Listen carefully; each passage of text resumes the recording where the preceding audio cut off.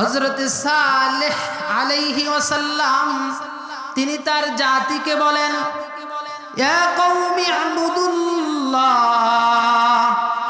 মা লাকুম মিন ইলাহিন গায়রু হুয়া আনশাআকুম মিনাল আরদি ওয়াস্তা'মারাকুম ফিহা। হযরত সালেহ আলাইহি ওয়াসাল্লাম তার জাতিকে বলেন, ওহে আমার জাতি, উবুদুল্লাহ, তোমরা আল্লাহর বন্দেগী করো, আল্লাহর গোলামি করো। মা লাকুম মিন ইলাহিন গায়রু, তিনি ছাড়া আর কোনো ইলাহা নাই। তিনি ছাড়া কি আর কোনো মাবুদ আছে? কথা বলেন, আছে? এই কথা সালেহ আলাইহিস সালাম তার জাতিকে বললেন যে তোমরা আল্লাহর ইবাদত করবে, তিনি ছাড়া আর কোনো ইলাহা নাই। সুতরাং আর কারোই গোলামি দাসত্বতা হবে না, একমাত্র বন্দেগী হবে আল্লাহ। কথা বলেন ঠিক কিনা? এরপরে আল্লাহ পাক বলেন, হুয়া আনশাআকুম মিনাল আরদি, আল্লাহ পাক বলেন এই জমিন থেকে তিনি তোমাদেরকে সৃষ্টি করেছেন। এই যে জমিনে বসে আছি, এই জমিন থেকে আমাদের সৃষ্টি।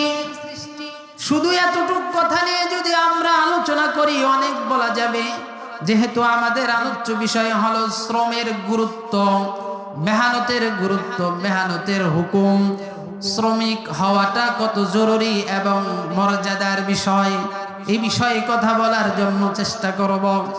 তো আল্লাহ পাক বলেন, হুয়া আনশাআকুম মিনাল আরদি, এই জমিন থেকে তোমাদেরকে সৃষ্টি করা হয়েছে। ওয়াস্তা'মারাকুম ফিহা, এবং তোমাদের জন্য এই জমিনের মধ্যে বস্তি আল্লাহ পাক দান করেছে। সুবহানাল্লাহ। ইস্তা'মারা ইস্তা'মিরু ইস্তি'মারান, এটা আইন মিম রা মাদ্দা, আমের বাসস্থান, স্থাপনা, ভবন, এগুলো অর্থ দেয়। তো আল্লাহ বলেন এই জমিন থেকে তোমাকে বানানো হয়েছে, আর এই জমিনের মধ্যে আল্লাহ তোমার বসবাসের সুবিধার জন্য বস্তিও আল্লাহ পাক করেছেন, বসবাসের জন্য ঘর বাড়ির ব্যবস্থাও আল্লাহ পাক দিয়েছেন। সুবহানাল্লাহ। আল্লাহ পাক দান করেছেন।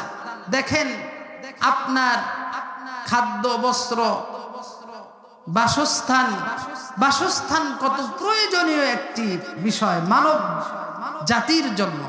আপনি একটু স্বাচ্ছন্দ্যে, আপনি একটু সমাজের সাথে খুব শখ নিয়ে বসবাসের জন্য আপনার সুন্দর একটি ঘর থাকা দরকার। দরকার আছে কিনা বলেন? জীবনের বিভিন্ন স্তর রয়েছে, ব্যক্তি জীবন আছে, সেই ব্যক্তি জীবনের মধ্যে একটি বাসস্থান অত্যন্ত জরুরি।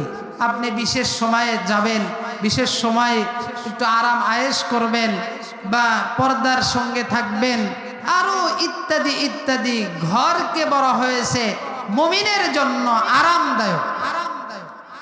হাদিসের মধ্যে আছে, ওয়াল ইয়াসআকা বাইতুকা, তোমার ঘরকে তোমার জন্য যথেষ্ট করো, অর্থাৎ ঘরটা সুন্দর থাকবে, এটা মুমিনের জন্য অনেক বড় কল্যাণের ব্যাপার। তা আল্লাহ পাক বলেন এই ঘর, বস্তি, বাসস্থান তিনি তোমাকে দান করেছেন। সুবহানাল্লাহ।